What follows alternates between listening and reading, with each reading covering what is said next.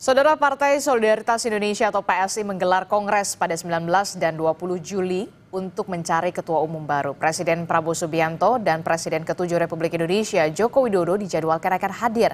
Banyak isu dan spekulasi yang beredar di publik terkait dengan masuknya Jokowi ke dalam PSI. Benarkah hal itu dan apakah PSI akan jadi kendaraan baru politik Jokowi? Kami akan membahasnya dengan sejumlah narasumber, diantaranya sudah hadir melalui sambungan daring. Mas Benediktus Papa yang merupakan Sekretaris Steering Komite Kongres PSI dan juga sudah hadir ke studio.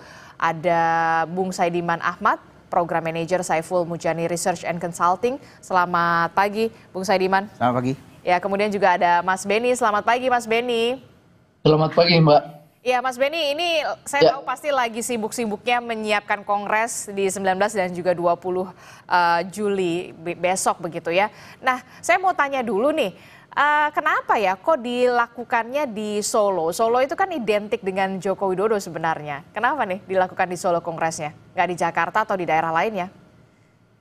Iya, sebenarnya kita ingin mau mengambil semangat dari Solo, Mbak ya. Kita tahu bahwa Solo ini salah satu pusat peradaban kita. Kemudian yang kedua, dari Solo juga muncul pemimpin-pemimpin yang menjadi fenomenal di negeri ini, termasuk salah satunya saya kira Pak Joko Widodo.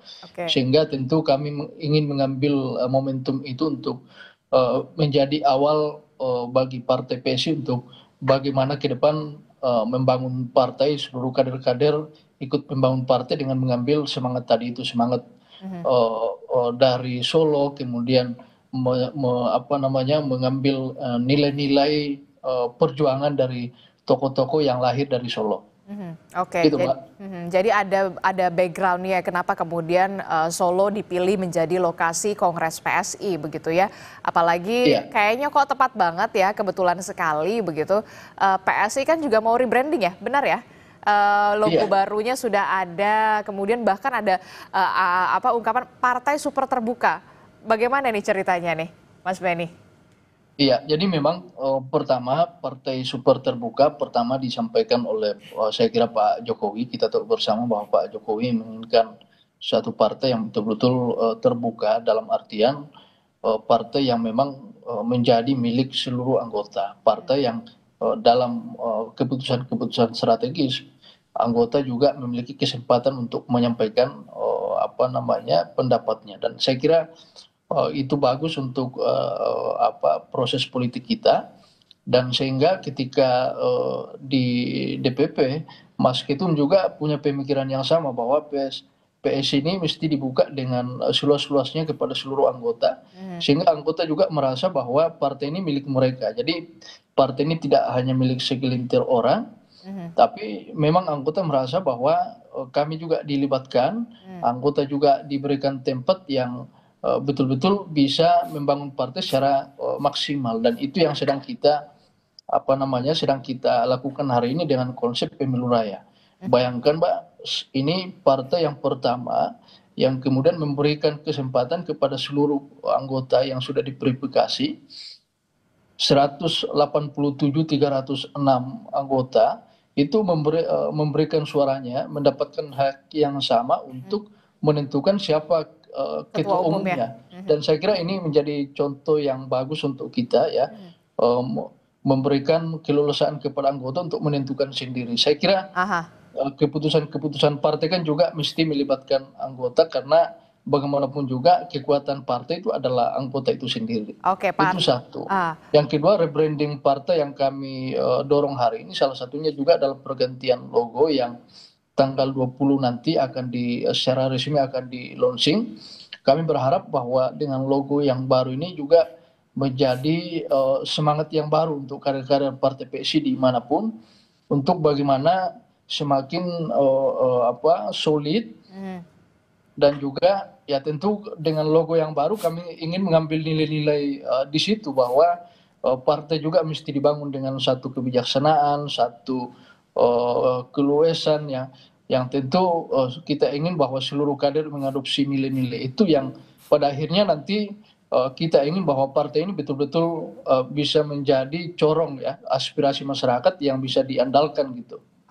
Oke, ini sudah dilakukan di Solo begitu ya, lahir dari apa ya orang-orang besar juga yang di Solo, salah satunya adalah Pak Jokowi, partai super terbuka juga dari Pak Jokowi, ungkapan tersebut termasuk juga soal kalau tidak salah one man one vote itu juga kalau tidak salah juga dari Pak Jokowi, jadi sudah tinggal menunggu waktu saja ya Pak Jokowi ini berada di dalam naungan PSI atau partai super terbuka. Iya, kalau soal itu kan pertanyaannya kembali ke Pak Jokowi, Mbak. Tapi sekali lagi kami Tapi sadar kan kemarin betul. udah ngasih jaket Iya, kawan ke Pak Jokowi ya rumahnya. tentu kami apapun yang menjadi langkah politik Pak Jokowi kami tentu akan mendukung secara penuh apakah bergabung dengan Partai PSI atau tidak ya tentu kami akan tetap mendukung pilihan politik Pak Jokowi tapi saya kira substansinya bukan di situ yang tentu kehadiran Mas Kaisang hari ini di Partai PSI saya kira itu juga kan sudah mewakili kehadiran Pak Jokowi. Jadi tanpa kehadiran Pak Jokowi di PSI saya kira sudah ada Mas Kaisang. Tapi sekali lagi bahwa kehadiran Pak Jokowi di PSI pun itu adalah memang kerinduan partai, kerinduan kader partai PSI sejak dulu. Tapi sekali lagi bahwa semua itu dikembalikan kepada Pak Jokowi untuk menentukan langkah-langkah politiknya ke depan. Kami Partai PSI mencoba untuk mengakomodasi semangat yang hari ini diwariskan oleh Pak Jokowi termasuk dan itu sudah diakomodir oleh PSI ya semuanya ya keinginannya.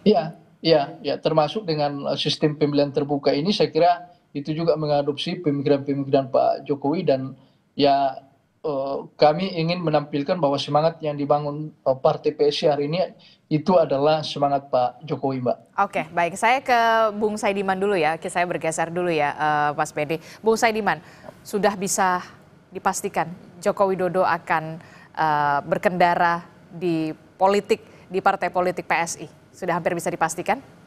Saya kira semakin dekat ya. Sebetulnya kalau kita lihat dari sejarah sebelumnya, memang keluarga Pak Jokowi ini punya kedekatan khusus dengan Partai Solidaritas Indonesia. Ya kan anaknya ketua umumnya.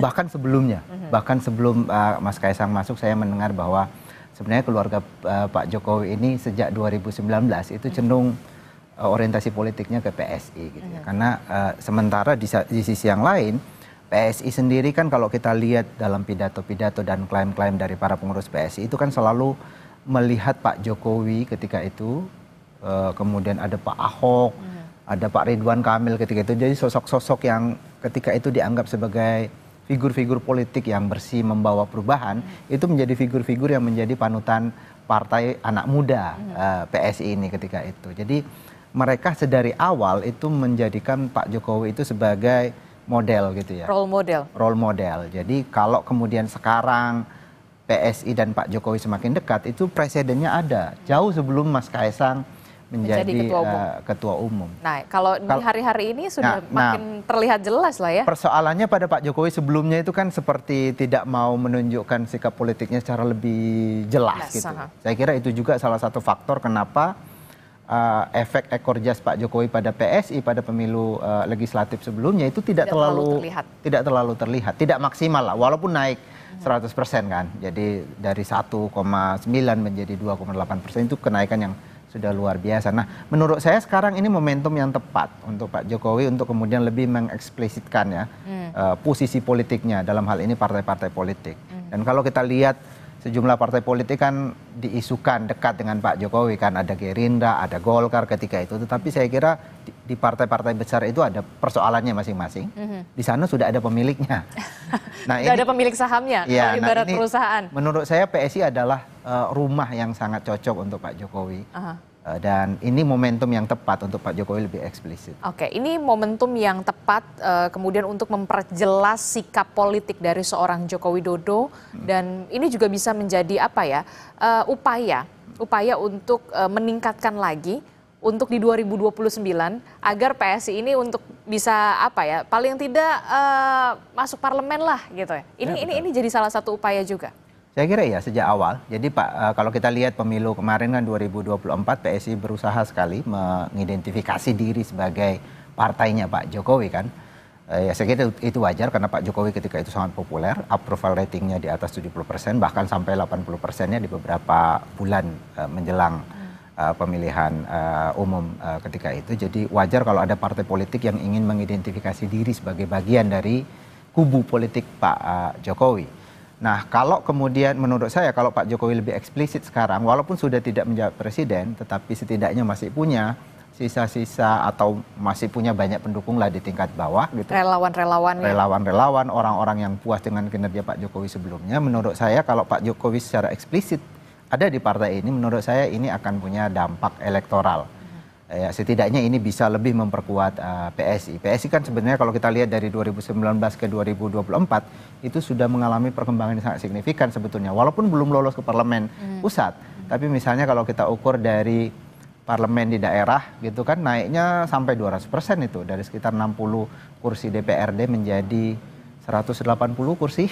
Jadi naiknya banyak sekali sebetulnya. Selain itu sekarang mereka juga punya kepala-kepala daerah. Betul. Ada sekitar 29 kepala daerah yang mereka dukung ini lolos kemarin. Jadi dan juga bagian dari pemerintahan, ada di pemerintahan. Jadi sebetulnya PSI secara gradual mengalami penguatan dan menurut saya ke depan apalagi dengan adanya Pak Jokowi saya kira itu akan lebih memperkuat PSI. Jadi pengaruh Joko Widodo ketika berada di dalam satu partai, begitu salah satunya ya ini tadi kita bisa melihat sudah hampir bisa dipastikan Joko Widodo atau PSI menjadi kendaraan politik bagi Joko Widodo, ini bisa punya efek ekor jas yang cukup signifikan untuk bisa mendongkrak PSI untuk bisa masuk parlemen atau paling tidak punya posisi tawar nanti di 2029. Kita tahu presidensial threshold seperti apa, begitu ya. Semua partai politik punya kesempatan yang sama untuk bisa mencalonkan presiden, calon wakil presiden. Ya, betul.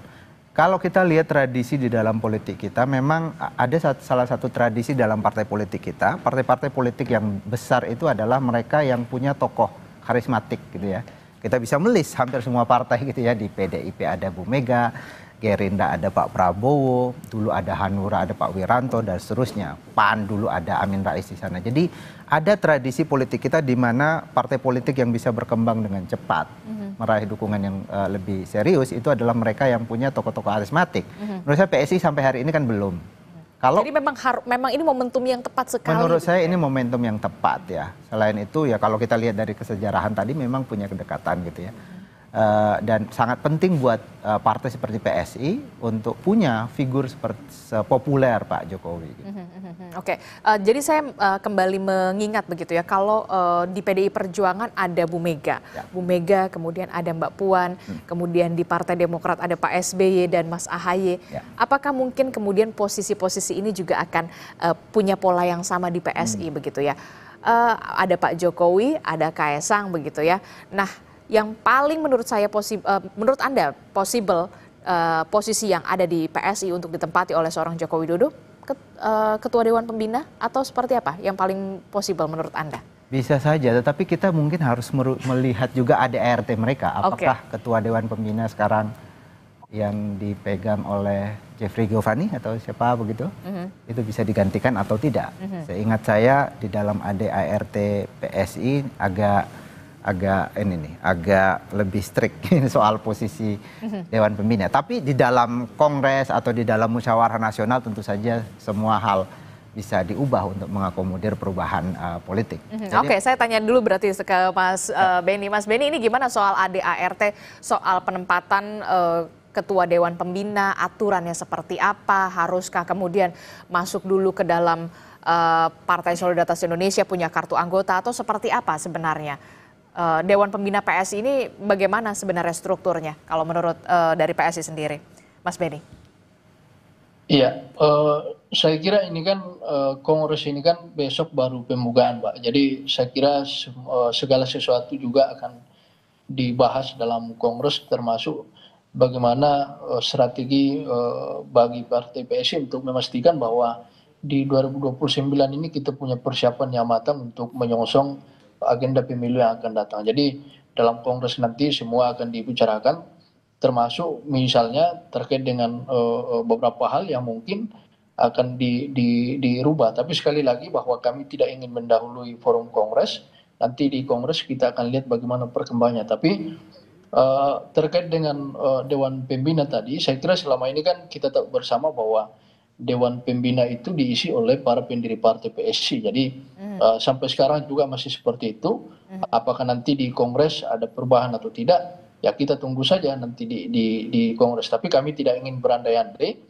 Sekali lagi bahwa kehadiran Pak Jokowi di partai PSI misalnya, kalaupun beliau menentukan sikap politiknya, tentu kami seluruh kader partai PSI membuka pintu selebar-lebarnya ya, apalagi kalau kita lihat Mbak, ini 1-2 hari ini kader-kader PSI yang datang di Kongres ini datang sowan ke Pak Jokowi semua. Jadi tentu kami ingin sekali lagi mengambil semangat dari Pak Jokowi, apalagi kalau ini beliau berkenan bergabung dengan partai PSI. Tapi apapun itu Mbak, semua dikembalikan kepada Pak Jokowi. Hari ini kami memiliki Mas Kaisang Pangarep yang saya kira menurut kami ini adalah salah satu tokoh potensial yang sangat potensial, punya elektabilitas yang tinggi dan punya jiwa kepemimpinan yang sudah terbukti Mbak.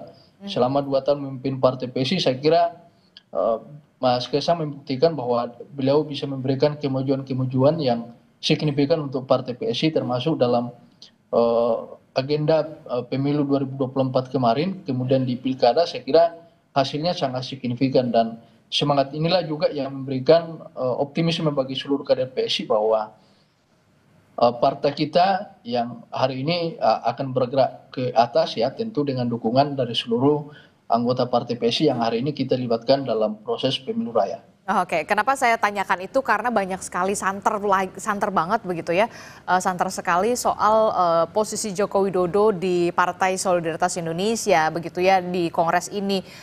Banyak yang kemudian terdengar adalah oh ya Dewan Pembina, itulah kenapa saya mempertanyakan ini kepada Mas Benny.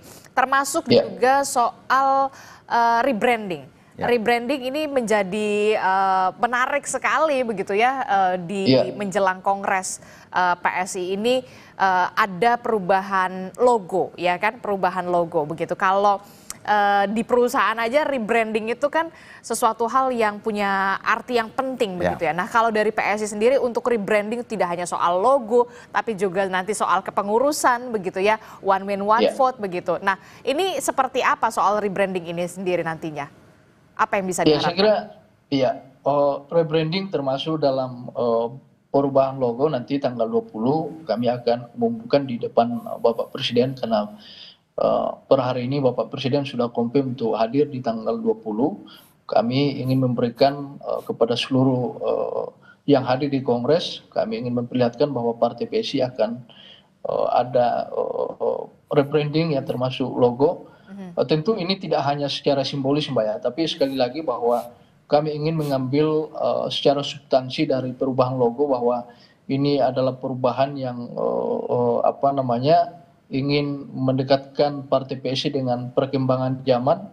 Kita ingin lebih relevan lagi, dan sekali lagi bahwa per hari ini sejak ada rencana untuk perubahan logo, ini kader-kader kita juga sangat gembira menerima kabar ini. Jadi kami melihat bahwa ini adalah momentum yang tepat. Sekali lagi bahwa tujuannya adalah untuk bagaimana ke depan Partai PSI bisa lebih kuat lagi, tentu dalam hal untuk mengawal perjuangan-perjuangan dari masyarakat itu sendiri, dan menjadi kekuatan dalam konsolidasi organisasi yang akan datang. Oke, soal rebranding ini cukup menarik begitu ya, tidak hanya soal logo tapi mungkin nanti ada soal kepengurusan juga, atau mungkin kemudian dengan masuknya Pak Jokowi ini juga menjadi rebranding baru juga bagi Partai Solidaritas Indonesia. Nanti kita akan tanyakan itu ke Bung Saidiman, apa dampak yang bisa diraih oleh seorang atau oleh partai politik PSI begitu ya untuk rebranding ini, termasuk juga soal kok kayaknya baru pertama kali ya Pak Jokowi mengenakan jaket partai politik, apa itu tandanya? Tapi jangan dijawab dulu Bung Saidiman, tetaplah bersama kami akan segera kembali di Sapa Indonesia Pagi.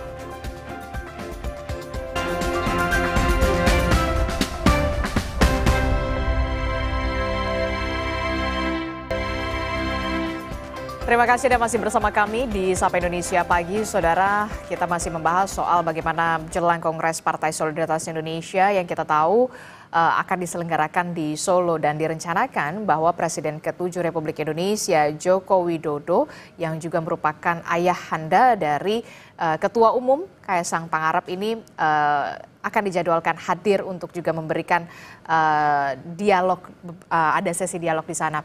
Kita masih membahasnya bersama dengan Bung Saidiman, kemudian ada Mas Beni juga dari PSI, begitu soal kemungkinan Partai Solidaritas Indonesia menjadi kendaraan politik bagi seorang Joko Widodo. Saya ke Mas Beni dulu. Mas Beni, jadi ini kan rebranding juga ya, rebranding juga warna, dari segi warna dulu deh. Warna juga ada yang berubah, lebih dominan ke hitam, kemudian logonya juga logo gajah begitu ya. Kalau tidak salah, gajah melambangkan makhluk yang bijaksana, punya karakter yang kuat dan juga solid, cerdas dan juga pelindung. Apa yang bisa dimaknai dari rebranding ini khususnya? Iya, sekali lagi bahwa kami ingin lewat momentum yang rebranding di Kongres ini, kami ingin bahwa Partai PSI ke depan semakin mantap, semakin kuat, dan tentu kita mengharapkan bahwa dengan perubahan-perubahan ini ada juga semangat baru dari anggota Partai PSI bahwa kita ingin lebih solid lagi. Karena tentu kami mengakumulasi juga Mbak, dua momentum pemilu yang diikuti Partai PSI, saya kira kita juga punya catatan-catatan yang harus kita koreksi bersama, kita perbaiki bersama ke depan. Dan lewat momentum dengan banyak perubahan-perubahan di partai ini termasuk logo dan juga tadi simbol ya, warna logo, warna partai, kami ingin menempatkan itu sebagai bagian dari semangat yang baru untuk partai, untuk bagaimana kita ingin lebih kuat lagi untuk masa yang akan datang, sebagaimana logo yang baru hari ini di Partai PSI yang akan diresmikan nanti tanggal 20. Jadi kalau kita lihat logonya itu kan gajah ya, itu kan melambangkan satu kekuatan, satu kebijaksanaan, dan tentu saja kami ingin mengambil nilai-nilai itu dalam membangun Partai PSI ke depan, Mbak. Oke, saya mau tanya, pemilihan logo itu juga ada andil dari seorang Joko Widodo tidak? Ya, tentu pemilihan logo lebih banyak dari dibicarakan di tingkatan pusat ya, di DPP dengan Dewan Pembina ya, untuk perubahan logo. Tapi bahwa kemudian terinspirasi dari Pak Jokowi kan bisa saja Mbak. Dan sekali lagi bahwa logo ini ingin kita tempatkan sebagai satu panduan kita ke depan, bahwa nilai-nilai yang terkandung di dalamnya juga akan diinternalisasi dalam seluruh kerja-kerja partai yang akan datang. Oke, baik. Logo baru, kemudian juga lebih dominan ke hitam begitu ya. Tapi saya juga akan menyapa dulu nih rekan saya, jurnalis Kompas TV dari Solo begitu ya, yang sudah bersiap untuk memberikan laporan soal persiapan Kongres PSI di Solo, Jawa Tengah. Kita tanyakan kepada jurnalis Kompas TV, sudah ada Widi Nugroho. Selamat pagi Widi. Widi, jadi bisa dijelaskan kepada kami semua apa agenda yang digelar hari ini dan puncaknya ini di hari Sabtu dan juga Minggu. Benarkah demikian, Widi?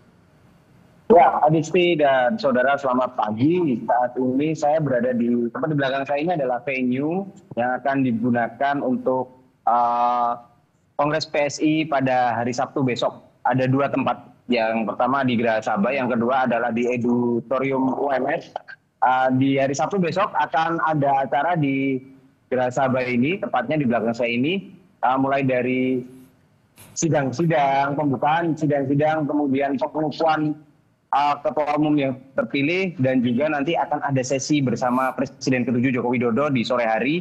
Dan menurut informasi yang kami terima, acara tersebut kecuali persidangan terbuka untuk media. Jadi nanti kami akan bisa mengupdate apa saja kegiatan-kegiatan yang dilakukan pada saat Kongres di Geraha Sabah pada hari Sabtu besok. Dan persiapan, kemarin kami sempat mewawancarai PLT Ketua Umum PSI yang di Budiman, bahwa persiapan sudah nyaris 100%, artinya sudah siap semua, mulai dari tempat dan juga tentang acara-acara yang disiapkan oleh panitia sendiri. Dan jika kita bertanya soal e-voting atau sistem pemilihan yang dipakai oleh PSI dalam memilih ketua umum, kemarin kami mendapatkan informasi bahwa sudah ada lebih dari 120.000 suara yang masuk dengan nama Kaisang Pangarep masih unggul dalam e-voting tersebut. Tapi untuk jelasnya siapa yang terpilih masih harus menunggu besok, dan untuk tempat dan juga lokasi yang dipersiapkan juga sudah siap. Dan untuk kader PSI yang kemarin sudah berdatangan ke Kota Solo juga kemarin kita pantau mereka soan ke rumah Presiden ke-7 Joko Widodo dan juga sempat bertemu. Andi Budiman memberikan jaket PSI dengan logo yang baru dan langsung dikenakan oleh Jokowi. Dan apakah ini akan menjawab teka-teki seputar partai mana yang akan dipilih Jokowi sebagai kendaraan politiknya, kita harus menunggu lagi karena memang tidak ada istilahnya tidak ada isyarat ataupun tidak ada jawaban jelas dari kedua tokoh yang kemarin sore bertemu. Adisti. Oke, baik. Masih kita akan tunggu bagaimana nanti Kongres PSI ini akan berjalan di hari Sabtu, begitu ya. Dan memang dijadwalkan Presiden ke-7 Republik Indonesia Joko Widodo akan hadir karena memang kemarin sudah ada PSI yang kemudian sowan, begitu ya. Beberapa pimpinan PSI yang sudah sowan untuk memberikan jaket berlogo baru PSI kepada Joko Widodo. Terima kasih informasinya jurnalis Kompas TV Widi Nugroho melaporkan langsung dari Solo, Jawa Tengah. Kami akan melanjutkan kembali dialog kita soal kita sudah membahas sama Mas Beni soal rebranding begitu ya, arti dan segala macam. Tapi saya tanya dulu nih Mas Beni, Pak Jokowi kan akan hadir begitu ya, dipastikan sudah hampir bisa dipastikan akan hadir di Kongres PSI. Lalu bagaimana dengan kehadiran Presiden Prabowo Subianto yang juga merupakan Ketua Umum dari Partai Gerindra? Apakah juga dipastikan sudah akan hadir di sana, confirm hadir di Kongres PSI? Iya, jadi Pak Jokowi itu hadir besok sore ya. Kalau kami lihat di jadwal itu sekitar jam 5 sore, jam 4 jam 5 sore beliau akan hadir di venue pembukaan kongres di Geraha Sabah. Kemudian tanggal 20 sesuai informasi yang kami terima jam 7 malam Pak Presiden Pak Prabowo akan hadir di auditorium UMS Solo untuk membersamai di puncak Kongres Partai PSI, Mbak. Oke, jadi Presiden ke-7 Republik Indonesia Pak Jokowi ini akan hadir di hari Sabtu begitu ya, tanggal 19. Sementara untuk Presiden Prabowo Subianto ini yang juga merupakan Ketua Umum dari Partai Gerindra akan hadir di tanggal 20. Tanggal 20. Hari Minggu di pukul 7 malam ya. 7 malam, dan sesuai informasi yang kami terima terbaru ya, Mas Wapres juga kemungkinan besar akan hadir di penutupan kongres tersebut. Jadi saya kira ini salah satu kebanggaan tersendiri untuk Partai PSI.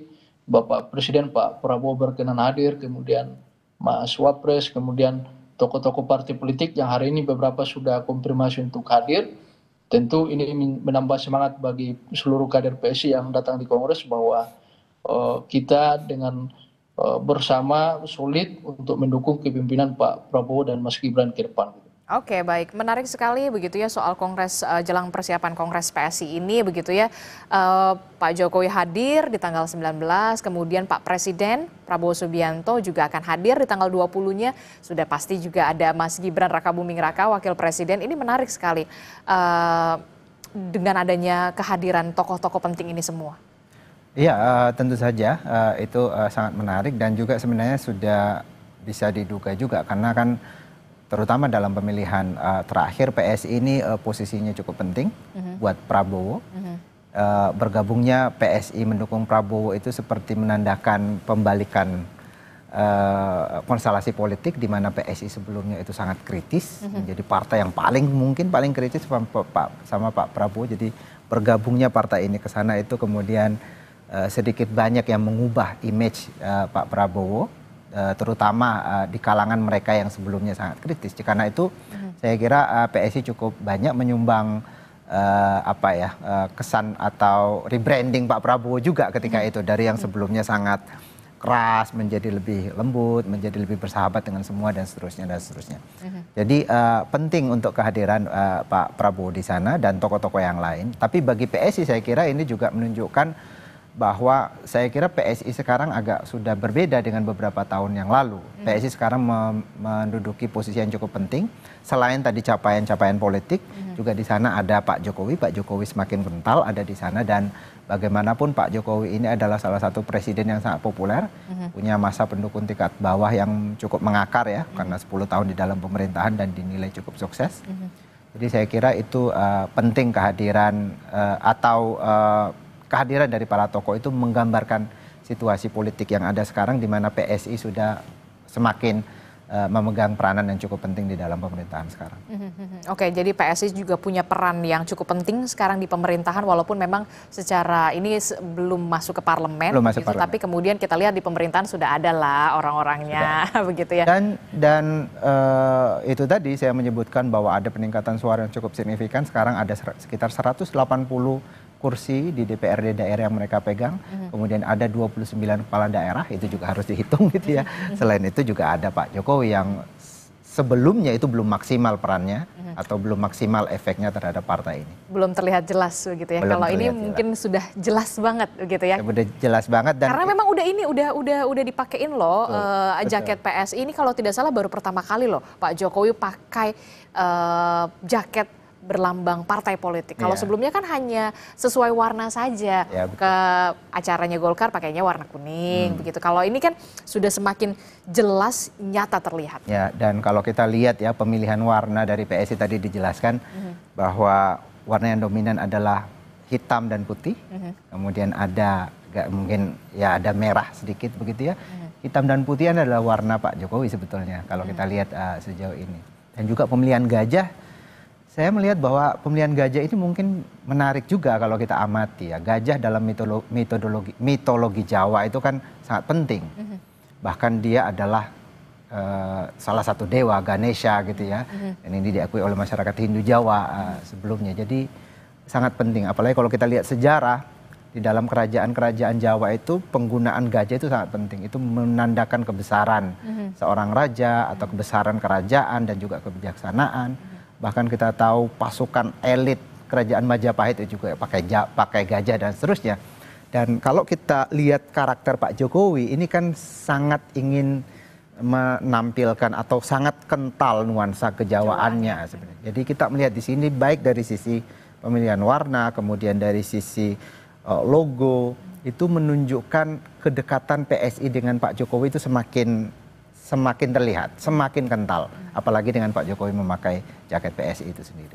Jadi bisa dikatakan semakin terlihat nyata jelas kedekatan antara PSI dan juga Joko Widodo begitu. Dan ini menjadi pintu masuk baru politik Jokowi. Kalau dipersenkan berapa persen sebenarnya possible-nya? Kalau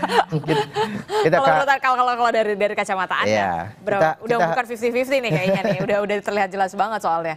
Bergabungnya Pak Jokowi, saya kira dieksplisitkan atau tidak, kita sudah tahu bahwa Pak Jokowi sudah ada di partai ini gitu ya. Dari berbagai macam tanda-tanda tadi, terutama karena putranya sendiri sebagai ketua partai, tidak mungkin. Rasanya mustahil ya, putranya ada di situ kemudian bapaknya di partai lain, itu agak aneh di dalam politik kita. Tetapi misalnya kalau pertanyaan apakah kemudian bergabungnya Pak Jokowi itu akan diejawantahkan di dalam bentuk dia menjadi ketua Dewan Pembina, bisa iya bisa juga tidak gitu ya. Karena ini kan Pak Jokowi bilang bahwa dia akan membentuk atau mendukung partai super terbuka. Artinya super terbuka itu kalau kemudian dia meniru apa yang terjadi di partai lain, di mana ketua Dewan Pembinanya si bapak atau si ibu, kemudian ketua umumnya anak gitu ya, ada posisi semacam itu, artinya partai ini akan kembali menjadi partai keluarga gitu. Seperti dengan partai-partai lain, tidak cukup terbuka, bahkan jauh dari super terbuka kalau posisinya semacam itu. Nah itu kalau patternnya seperti itu yang ingin kemudian